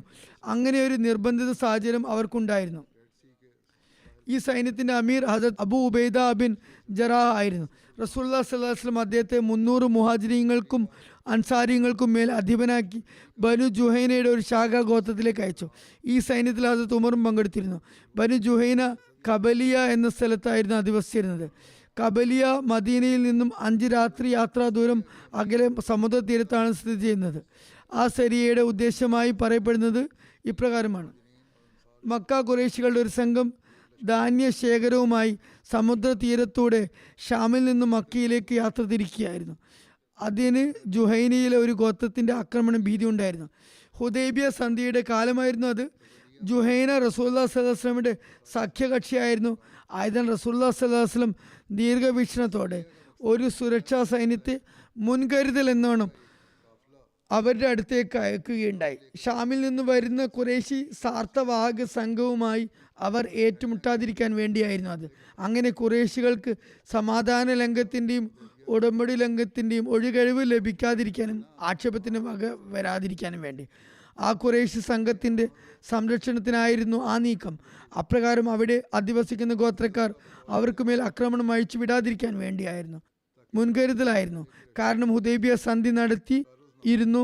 അവിടെ അവരുടെ സംരക്ഷണ ചുമതലയും മുസ്ലിങ്ങൾക്കുണ്ടായിരുന്ന പുതിയ ഉടമ്പടി പാലിക്കേണ്ടതും മുസ്ലിങ്ങളുടെ ബാധ്യതയായിരുന്നു. അക്കാരണത്താലാണ് തിരുദൂതർ സല്ലല്ലാഹു അലൈഹി വസല്ലം അവിടേക്ക് സൈന്യത്തെ അയച്ചത്. 300 പേരുടെ സംഘമായിരുന്നു അത്. അവരെ സംരക്ഷിക്കാനും അങ്ങനെ അതായത് ഖുറൈശ് സംഘം അവിടെ നിന്ന് സുഖമായി കടന്നു പോകാനും വേണ്ടി. ഇതിൽ നിന്ന് വ്യക്തമാകുന്നത് ആ സഹാബികൾ ആരുമായും യുദ്ധം ചെയ്യാൻ നിന്നില്ല എന്നാണ്. അതുകൊണ്ട് തന്നെ 15-ൽ കൂടുതൽ ദിവസങ്ങൾ തങ്ങിയിട്ടും ആ കാലയളവിൽ ഒരു സംഘർഷവും ഉണ്ടായതായി രേഖപ്പെട്ടിട്ടില്ല. ഈ സരിയയുടെ പുറപ്പാടും യാത്രാ വിഭവം ഭക്ഷണ സാധനങ്ങൾ അവസാനിച്ചതും സംബന്ധിച്ചുള്ള വിശദീകരണം ഇപ്രകാരമാണ്. ഹദരത്ത് ജാബിർ ഈ സരിയയെക്കുറിച്ച് വിവരിക്കുന്നു: റസൂലുള്ളാഹി സ്വല്ലല്ലാഹു അലൈഹി വസല്ലം ഞങ്ങളെ അയച്ചു. ഞങ്ങൾ 300 പേർ സവാരി ചെയ്തിരുന്നു. അമീർ ഹദരത്ത് അബൂ ഉബൈദ ബിൻ ജറാഹ് ആയിരുന്നു. ഞങ്ങൾ പുറപ്പെട്ട് അല്പദൂരം താണ്ടിയപ്പോഴേക്കും പലരുടെയും ഭക്ഷണ സാധനങ്ങൾ തീർന്നുപോയി. ഹദരത്ത് അബൂ ഉബൈദ ഉത്തരവിട്ടു: എല്ലാ ഭാണ്ഡക്കെട്ടുകളും ഒരുമിച്ച് കൂട്ടുക, നിങ്ങളുടെ പക്കൽ സ്റ്റോക്കുള്ള ഭക്ഷണമെല്ലാം കൊണ്ടുവരിക. അങ്ങനെ അവയെല്ലാം സ്വരുക്കൂട്ടിയപ്പോൾ ആകെ 2 ചാക്ക് ഈത്തപ്പഴങ്ങൾ അവിടെ ഉണ്ടായി. ഹദരത്ത് അബൂ ഉബൈദ ദിവസവും കുറച്ച് ഞങ്ങൾക്ക് ഭക്ഷിക്കാൻ തരുമായിരുന്നു. അങ്ങനെ അവയും തീർന്നു തുടങ്ങി. പിന്നെ ഞങ്ങൾക്ക് ഓരോരോ ഈത്തപ്പഴം വീതം കിട്ടാൻ തുടങ്ങി. നിവേദകൻ പറയുന്നു: ഞാൻ ഹദരത്ത് ജാബിറിനോട് ചോദിച്ചു, ഒരു ഈത്തപ്പഴം കൊണ്ട് നിങ്ങളുടെ വിശപ്പ് എങ്ങനെ അടങ്ങുമായിരുന്നു? അദ്ദേഹം പറഞ്ഞു, അതുമില്ലാതായപ്പോഴാണ് ആ ഒരു ഈത്തപ്പഴത്തിൻ്റെ കുറവ് ഞങ്ങൾക്ക് അനുഭവപ്പെട്ടത്. ആ സമയത്ത് ഒന്നും തന്നെ കഴിക്കാനില്ലാതായപ്പോൾ ഒരു ഈത്തപ്പഴം പോലും വളരെ വിലപിടിപ്പുള്ള അമൂല്യനിധിയായി ഞങ്ങൾക്ക് തോന്നി. ഒരു നിവേദന പ്രകാരം ഹദരത്ത് ജാബിർ പറയുന്നു, ഞങ്ങൾ ദിവസം മുഴുവനും ആ ഒരു ഈത്തപ്പഴം നുണഞ്ഞുകൊണ്ടിരിക്കും, കുറച്ച് വെള്ളവും കുടിക്കും. രാത്രി വരെ ഞങ്ങൾക്ക് അത് മതിയായിരുന്നു. ഹദരത്ത് ജാബിർ നിവേദനം ചെയ്യുന്നു, ഞങ്ങൾ ഖുറൈശികളുടെ കച്ചവട സംഘത്തെ സംരക്ഷിക്കാനായി ഡ്യൂട്ടി ഏർപ്പെട്ടു. സമുദ്ര തീരത്ത് ഞങ്ങൾ അരമാസം കഴിച്ചു കൂട്ടി. അവിടെ ഞങ്ങൾക്ക് അസഹ്യമായ വിശപ്പ് അനുഭവപ്പെട്ടു. ഞങ്ങൾക്ക് ഇലകൾ കഴിക്കേണ്ടി വന്നു. അതുകൊണ്ട് ആ സൈന്യത്തിൻ്റെ പേര് ജയ്ഷുൽ ഖബത്ത് അഥവാ ഇലതീനി സൈന്യം എന്ന് വന്നു. പറയുന്നു, ഞങ്ങളുടെ ആ ഭക്ഷണക്രമം കാരണത്താൽ ഞങ്ങൾ നന്നേ ക്ഷീണിച്ചിരുന്നു. ഞങ്ങളുടെ വായിൻ്റെയും ചുണ്ടുകളുടെയും അറ്റങ്ങളൊക്കെ പൊട്ടി തുടങ്ങിയിരുന്നു. ഒരു വ്യക്തി പറഞ്ഞു, ആ അവസ്ഥയിൽ ഞങ്ങൾക്ക് ശത്രുക്കളെ നേരിടേണ്ടി വന്നിരുന്നെങ്കിൽ ആ ക്ഷീണാവസ്ഥ കാരണം ഞങ്ങൾക്ക് അനങ്ങാൻ പോലും സാധിക്കുമായിരുന്നില്ല, യുദ്ധം നടക്കുമായിരുന്നില്ല. ഭക്ഷണാവശ്യാർത്ഥം ഒട്ടകങ്ങളെ അർത്ഥത്തിനെക്കുറിച്ചും ഒരിടത്ത് നിവേദനം ലഭിക്കുന്നുണ്ട്. ഹദ്റത്ത് ജാബിർ നിവേദനം ചെയ്യുന്നു, ജനങ്ങൾക്ക് ഭക്ഷിക്കാനായി 3 ദിവസം 3 ഒട്ടകത്തെ അറുത്ത ഒരാൾ ആ സൈന്യത്തിൽ ഉണ്ടായിരുന്നു. തുടർന്ന് ഹദ്റത്ത് അബൂ ഉബൈദ അയാളെ തടഞ്ഞു. സീറത്ത് ഗ്രന്ഥങ്ങളിൽ നബിചരിത്രങ്ങളിൽ നിന്നും മനസ്സിലാകുന്നത് ആ വ്യക്തി ഹദ്റത്ത് ഖൈസ് ബിൻ സാദ് ആയിരുന്നു എന്നാണ്. ഹദ്റത്ത് ഖൈസ് ബിൻ സാദ് പറഞ്ഞു, ആരാണ് ഒരു ഒട്ടകത്തിന് പകരമായി എന്നിൽ നിന്നും ഇന്ന അളവോ ഈന്തപ്പഴം വാങ്ങാൻ തയ്യാറായിട്ടുള്ളത്? ഒട്ടകത്തെ ഞാൻ ഇവിടെ വെച്ച് തന്നെ അറക്കുന്നതും എന്നാൽ അതിൻ്റെ മൂല്യം ഞാൻ മദീനയിൽ ചെന്ന് നൽകുന്നതുമായിരിക്കും. അതായത് സഹാബാക്കളുടെ വിശപ്പ് കണ്ട് അദ്ദേഹം പറഞ്ഞു, ഞാൻ ഒട്ടകം വാങ്ങി ഇവിടെ വെച്ച് അറുത്ത് നിങ്ങൾക്കുള്ള ഭക്ഷണത്തിനുള്ള സംവിധാനം ഒരുക്കാം. ഹദരത്ത് ഉമർ അവിടെ സന്നിഹിതനായിരുന്നു. അദ്ദേഹം പറഞ്ഞു, വലിയ കാര്യമായി പോയി, സ്വന്തമായി കയ്യിൽ സ്വത്തൊന്നുമില്ലല്ലോ, എന്നിട്ട് മറ്റുള്ളവരുടെ സ്വത്തിനാണ് കണ്ണ് വെച്ചിരിക്കുന്നത്. വീട്ടിലെത്തിയിട്ട് ഇവൻ എവിടെ നിന്ന് എടുത്തു കൊടുക്കും? സ്വന്തമായി തോട്ടമൊന്നും ഇവനില്ലല്ലോ. ഹദരത്ത് ഖൈസ് ഒരു ജുഹൈനക്കാരനെ കണ്ടു. അദ്ദേഹം അയാളോട് തനിക്ക് അയാളുടെ ഒട്ടകത്തെ വിൽക്കാൻ വേണ്ടി ആവശ്യപ്പെട്ടു. അവിടെ ഉണ്ടായിരുന്ന ഗോത്രക്കാരനോടാണ് അദ്ദേഹം ഒട്ടകത്തെ വാങ്ങിച്ചത്. എന്നിട്ട് ഒട്ടകം വാങ്ങിയിട്ട് അതിൻ്റെ നിശ്ചിത വില മദീനയിലെത്തി ഈത്തപ്പഴത്തിൻ്റെ രൂപത്തിൽ താൻ തരുന്നതാണെന്ന് അദ്ദേഹം പറഞ്ഞു. അപ്പോൾ ആ ഗോത്രക്കാരൻ പറഞ്ഞു, താങ്കൾ ആരാണെന്ന് പോലും എനിക്കറിയില്ല. ഹദരത്ത് ഖൈസ് പറഞ്ഞു, ഞാൻ ഉബാദയുടെ മകൻ സാദിൻ്റെ മകൻ ഖൈസാണ്. അപ്പോൾ അയാൾ പറഞ്ഞു, താങ്കൾ തൻ്റെ വംശാവലി പറഞ്ഞിട്ട്, അതായത് കുടുംബ പരമ്പര അറിയിച്ചിട്ട് എനിക്ക് സ്വയം പരിചയപ്പെടുത്തി തന്നിരിക്കുന്നു. ഞാനും മദീന പ്രമാണി സാദും തമ്മിൽ, താങ്കളുടെ പിതാവും തമ്മിൽ നല്ല സൗഹൃദമാണുള്ളത്. ഞങ്ങൾക്കിടയിൽ നല്ല സുഹൃത്ത് ബന്ധമുണ്ട്. അയാളിൽ നിന്ന് ഹദരത്ത് ഖൈസ് 5 വസക് ഈത്തപ്പഴത്തിന് പകരമായി 5 ഒട്ടകത്തെ വാങ്ങി. 5 വസക് എന്ന് പറയുന്നത് ഏകദേശം 750 കിലോഗ്രാം ഈത്തപ്പഴ വിൽപ്പനാ മൂല്യമായി നിശ്ചയിക്കുകയുണ്ടായി. അദ്ദേഹം പറഞ്ഞു, സാക്ഷികൾ ആരാണ് നിൽക്കുക? ജാമ്യക്കാരും ആവശ്യമുണ്ടായിരുന്നു. അപ്പോൾ ഏതാനും മുഹാജിര്യങ്ങളും അൻസാരികളും ആയ സഹാബാക്കൾ സാക്ഷി നിന്നു. ഹദരത്ത് ഉമർ സാക്ഷി നിൽക്കാൻ കൂട്ടാക്കിയില്ല. ഈ പറഞ്ഞ സ്വത്ത് അവൻ്റെതല്ല, അവൻ്റെ പിതാവിൻ്റെതാണ്. ഈത്തപ്പഴത്തെ പറ്റി സംസാരിക്കുന്നുണ്ട്. ഈത്തപ്പഴത്തോട്ടം ഇവൻ്റെ പിതാവിൻ്റെതാണ്, ഇവനെ എവിടുന്ന് എടുത്ത് തരാൻ? ഏതായാലും ഈ സൈന്യം മദീനയിലെത്തിയപ്പോൾ ഹദരത്ത് സാദ് ഹദരത്ത് ഖൈസിനോട് ചോദിച്ചു, സാബി വര്യന്മാർ വിശന്നിരിക്കുമ്പോൾ താങ്കൾ എന്താണ് ചെയ്തത്? അദ്ദേഹം പറഞ്ഞു, ഞാൻ ഒട്ടകം മറക്കുകയുണ്ടായി. ഹദരത്ത് സാദ് ചോദിച്ചു, പിന്നെ എന്താണ് ചെയ്തത്? ഹദരത്ത് ഖൈസ് പറഞ്ഞു, പിന്നെയും ഞാൻ അത് തന്നെ ചെയ്തു. അപ്പോൾ പിന്നെയും ചോദിച്ചു, പിന്നെ എന്താണ് ചെയ്തത്? അപ്പോൾ ഹദരത്ത് ഖൈസ് പറഞ്ഞു, പിന്നെയും ഞാൻ ഒട്ടകം മറത്തു. അത് സാദ് ചോദിച്ചു, പിന്നെ താങ്കൾ എന്താണ് ചെയ്തത്? ഹദരത്ത് ഖൈസ് പറഞ്ഞു, എന്നെ ഒരാൾ വിലക്കുകയുണ്ടായി. അത് സാദ് ചോദിച്ചു, ആരാണ് താങ്കളെ വിലക്കിയത്? ഹദരത്ത് ഖൈസ് പറഞ്ഞു, ഹദരത്ത് അബൂ ഉബൈദ. എന്തിനാണ് വിലക്കിയെന്ന് ചോദിച്ചപ്പോൾ ഹദരത്ത് ഖൈസ് പറഞ്ഞു, അദ്ദേഹം പറഞ്ഞു, എനിക്ക് സ്വന്തമായി ഒരു സ്വത്തുമില്ല, എൻ്റെ പിതാവിനാണ് സ്വത്തുള്ളത് എന്ന്. ഹദരത്ത് സാദ് പറഞ്ഞു, ഞാൻ നിനക്ക് 4 തോട്ടം നൽകുന്നു. അദ്ദേഹത്തിൻ്റെ പ്രവൃത്തിയിൽ പിതാവ് സന്തുഷ്ടി പ്രകടിപ്പിച്ചു സമ്മാനം നൽകി. പറഞ്ഞു, ഞാൻ താങ്കൾക്ക് 4 തോട്ടം ഇഷ്ടദാനമായി തരുന്നു. അതിലേറ്റവും കുറഞ്ഞ വിലയുള്ളതിൽ നിന്നും 50 വസക് ഈത്തപ്പഴം ലഭിക്കുന്നതാണ്. വലിയ അളവാണത്. കിൻഡലുകൾ കണക്ക് 100 കണക്കിന് കിലോ വരും. ഹദരത്ത് സാദ് ഒരു പ്രമാണം തയ്യാറാക്കി. ഹദരത്ത് അബൂ ഉബൈദയും മറ്റും സാക്ഷി നിർത്തി ഒരു രേഖ തയ്യാറാക്കി. ആ ബനു ജുഹൈനക്കാരനും ഖൈസിൻ്റെ കൂടെ മദീനയിൽ വന്നിരുന്നു. ഹദരത്ത് സാദ് അയാൾക്ക് ഈത്തപ്പഴങ്ങളും നൽകി, അതുപോലെ സവാരി മൃഗവും നൽകി, നല്ല ഉടയാടകളും നൽകി. ഹദരത്ത് ജാബിർ റളിയല്ലാഹു അൻഹു പറയുന്നു, റസൂലുള്ളാഹി സ്വല്ലല്ലാഹു അലൈഹി വസല്ലമയ്ക്ക് ഇക്കാര്യം അറിയാനിട വന്നപ്പോൾ തിരുനബി സല്ലല്ലാഹു അലൈഹി വസല്ലം പറഞ്ഞു, ദാനശീലം എന്നത് ഈ കുടുംബത്തിൻ്റെ ചോരയിലുള്ളതാണ്. ഹദരത്ത് സയ്യിദ് സൈനുൽ ആബിദീൻ വലിയുള്ള ഷാ സാഹിബ് ഈ സംഭവത്തെക്കുറിച്ച് വിശദീകരിച്ചുകൊണ്ട് എഴുതുന്നു, സാബി വര്യന്മാർ വിശപ്പിൻ്റെ കാഠിന്യമുണ്ടായിട്ടും അങ്ങേയറ്റത്തെ സഹനം കൈക്കൊണ്ടതും ഒരു സംഘത്തോടോ അവിടെയുള്ള നാട്ടുകാരോടോ ഭക്ഷണത്തിന് അപേക്ഷിക്കാതിരുന്നതും സൂചിപ്പിക്കുന്നത് പ്രസ്തുത ഗസ്വയ്ക്ക് യുദ്ധവുമായി ബന്ധമില്ലായിരുന്നു എന്നും അവയുടെ പരിശുദ്ധ ഹൃദയങ്ങൾ ഒരു തരത്തിലുള്ള അതിക്രമവും അനീതിയും അനുവദനീയമായി കണക്കാക്കിയിരുന്നില്ല എന്നുമാണ്. എന്തായാലും അള്ളാഹു അവരുടെ വിഷപ്പടക്കാനും അവിടെ സംവിധാനം ഒരുക്കി. അതിനെക്കുറിച്ച് ഇപ്രകാരം വന്നിരിക്കുന്നു. ഹദരത്ത് ജാബിർ ഈ സരിയയുടെ കൂടുതൽ വിശദാംശങ്ങൾ ഇപ്രകാരം വർണ്ണിക്കുന്നു. സമുദ്രം ഞങ്ങൾക്കായി ഒരു കുന്നുപോലുള്ള മത്സ്യം, അംബർ എന്നു പേരുള്ള മത്സ്യത്തെ തീരത്തേക്ക് പുറന്തള്ളി. അംബർ എന്നത് ഒരു വലിയ മത്സ്യമാണ്, തിമിംഗലം എന്ന് വേണമെങ്കിൽ പറയാം. അല്ലാമ അസ്ഹരി പറയുന്നു, അംബർ സമുദ്രത്തിലെ ഒരു വലിയ മത്സ്യമാണ്, അതിൻ്റെ നീളം 50 മുഴമാണ്. ഹസരത്ത് ജാബിർ പറയുന്നു, ഞങ്ങൾ അതിൻ്റെ മാംസം അരമാസത്തോളം ഭക്ഷിച്ചു. മറ്റ് നിവേദനങ്ങളിൽ 18 ദിവസങ്ങളോളം അല്ലെങ്കിൽ ഏകദേശം 1 മാസത്തോളം എന്നും വന്നിട്ടുണ്ട്. അവിടെ നിന്നിടത്തോളം തിരിച്ചു വരുന്നത് വരെയും കഴിച്ചുകൊണ്ടിരുന്നു. അതിൻ്റെ നെയ്യ് ദേഹത്ത് ഞങ്ങൾ പുരട്ടാറുണ്ടായിരുന്നു. അങ്ങനെ വിശപ്പിൻ്റെ കാഠിന്യത്താൽ തളർന്ന് വിവശമായ ഞങ്ങളുടെ ശരീരം വീണ്ടും നവോന്മേഷഭരിതമായി മാറി. ഹദരത്ത് ജാബിർ പറയുന്നു, ആ മത്സ്യത്തിൻ്റെ കണ്ണുകൾ വലിയ കുടങ്ങൾ പോലെയായിരുന്നു. അതിൽ നിന്ന് ഞങ്ങൾ ഒരുപാട് കുടം എണ്ണ പുറത്തെടുക്കുകയുണ്ടായി. അതിൻ്റെ ശരീരത്തിൽ നിന്ന് വലിയ വലിയ കഷ്ണങ്ങൾ വെട്ടിയെടുത്തു. അതിൻ്റെ കുറച്ച് മാംസം മാർക്കറ്റിൽ ചെന്ന് വിൽക്കുകയുമുണ്ടായി. അതിൻ്റെ കണ്ണിൽ ഇരുന്നതിനെക്കുറിച്ച് 2 തരം നിവേദനങ്ങളുണ്ട്. ഹദരത്ത് ജാബിർ റളിയല്ലാഹു പറയുന്നു, ഞങ്ങൾ ആകെ 6 പേർ മത്സ്യത്തിൻ്റെ ഒരു കണ്ണിൽ ഇരുന്നു. ഒരു നിവേദനത്തിൽ 30 പേർ ഇരുന്നെന്നും വന്നിട്ടുണ്ട്. ഹദരത്ത് അബു ഉബൈദ അതിൻ്റെ വാരിയലിൽ നിന്നും 1 or 2 ഊരിയെടുത്തു. അവയെ കുത്തനെ നിർത്തി. എന്നിട്ട് ഏറ്റവും പൊക്കമുള്ള വ്യക്തിയായ ഹദരത്ത് കേസിനെ ഏറ്റവും ഉയരമുള്ള ഒട്ടകത്തിലിരുത്തി. അവർ 2 പേരും അവയ്ക്കിടയിലൂടെ കടന്നുപോയപ്പോൾ ആ വാരിയലിനെ സ്പർശിക്കുക പോലും ഉണ്ടായില്ല. മദീനയിലേക്കുള്ള മടക്കത്തെക്കുറിച്ച് വന്നിരിക്കുന്നു. ഹദരത്ത് ജാബിർ പറയുന്നു, ഞങ്ങൾ മദീനയിലെത്തിയപ്പോൾ നബി സല്ലല്ലാഹു അലൈഹി വസല്ലമയോട് ഞങ്ങൾ ആ മത്സ്യത്തെക്കുറിച്ച് സൂചിപ്പിച്ചു. അപ്പോൾ റസൂലുള്ളാഹി സ്വല്ലല്ലാഹു അലൈഹി വസല്ലം പറഞ്ഞു, അള്ളാഹു തന്ന റിസ്ക്, ആഹാരം നിങ്ങൾ ഭക്ഷിക്കുക. നിങ്ങളുടെ പക്കൽ അവശേഷിക്കുന്നുണ്ടെങ്കിൽ അതിൽ നിന്ന് നമുക്കും തരുക. അവരിൽ ഒരാൾ തിരുനബി സല്ലല്ലാഹു അലൈഹി വസല്ലമയ്ക്കും ഒരു ഭാഗം നൽകി. അത് അവിടുന്ന് ഭക്ഷിക്കുകയുണ്ടായി. ഈ സംഭവം ഇവിടെ അവസാനിക്കുന്നു.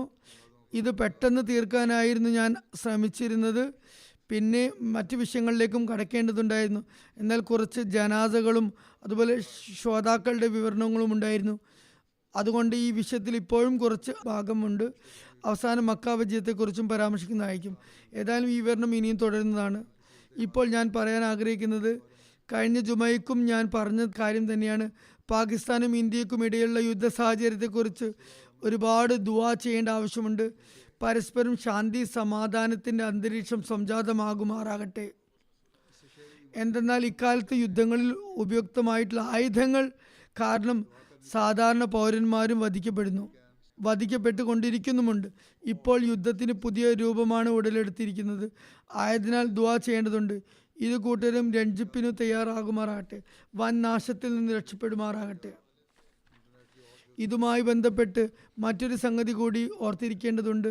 സമൂഹ മാധ്യമങ്ങൾ വഴിയും ഇൻ്റർനെറ്റിലെ മറ്റു മാർഗങ്ങളിലൂടെയും ഇലക്ട്രിക് മീഡിയയിലൂടെയുമുള്ള സന്ദേശ കൈമാറ്റങ്ങൾ നടക്കുന്നുണ്ട് വ്യാപകമായി. എല്ലാവരും വളരെ സ്വതന്ത്രമായി ചർച്ചകൾ നടത്തുന്നു, കമൻ്റ് ഇടുന്നു, തങ്ങളുടെ ഇഷ്ടപ്രകാരം തോന്നുന്നതൊക്കെ പറയുന്നു. അതുകൊണ്ട് ലാഭം കുറവും നഷ്ടം കൂടുതലുമാണുള്ളത്. ഞങ്ങൾ എന്താണ് ആഗ്രഹിക്കുന്നതെന്ന് സ്വന്തമായ നിലയ്ക്ക് വലിയ വലിയ വാദങ്ങൾ അവർ സമർപ്പിക്കുന്നു. അഹമ്മദികൾ ഇതിൽ നിന്ന് വിട്ടുനിൽക്കേണ്ടതുണ്ട്. കാരണം ഇങ്ങനെയുള്ള അഭിപ്രായ പ്രകടനങ്ങൾ കൊണ്ട് ഗുണത്തെക്കാളേറെ ദോഷമാണുള്ളത്. ഇനി ആർക്കെങ്കിലും സന്ദേശം നൽകണമെന്ന് ഉത്കടമായ ആഗ്രഹമുണ്ടെങ്കിൽ ശാന്തി സമാധാനത്തിൻ്റെ സന്ദേശം നൽകുക. ഹദരത്ത് മസീഹ് അലൈഹി ഇസ്ലാം തൻ്റെ ജീവിതത്തിൻ്റെ അവസാന ഘട്ടത്തിൽ രചിച്ച ഗ്രന്ഥമാണ് പേഗാമെ സുലഹ്, മൈത്രി സന്ദേശം എന്നത്. അതിലും അദ്ദേഹം ശാന്തിയുടെയും രഞ്ജിപ്പിൻ്റെയും സന്ദേശമാണ് നൽകിയത്. ആയതിനാൽ അത് ഓരോ അഹമ്മദിയും ഓർക്കേണ്ടതാണ്.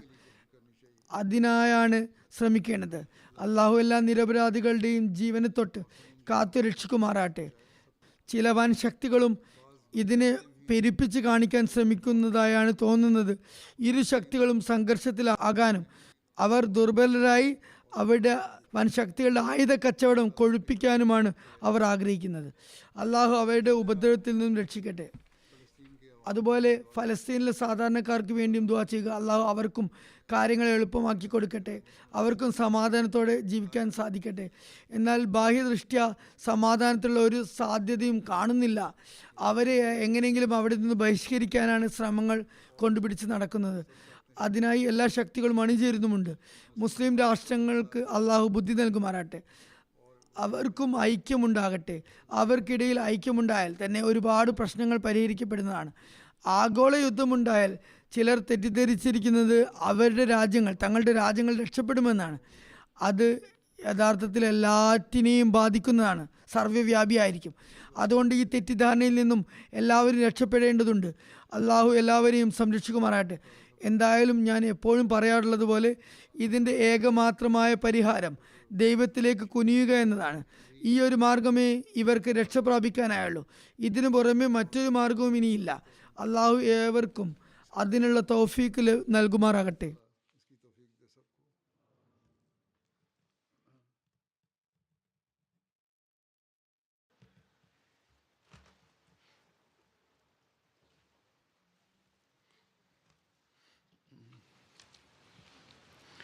الحمد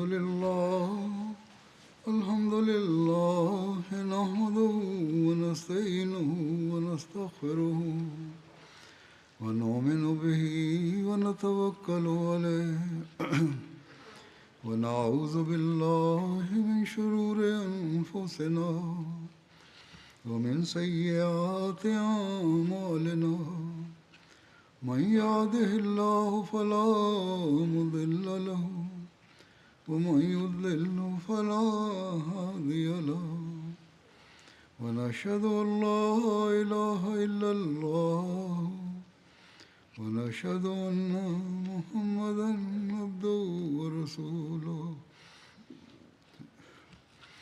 عباد الله رحمكم الله إن الله يأمر بالعدل والإحسان وإيتاء ذي القربى وينهى عن الفحشاء والمنكر والبغي يعظكم لعلكم تذكرون اذكروا الله يذكركم وادعوه يستجب لكم ولذكر الله أكبر.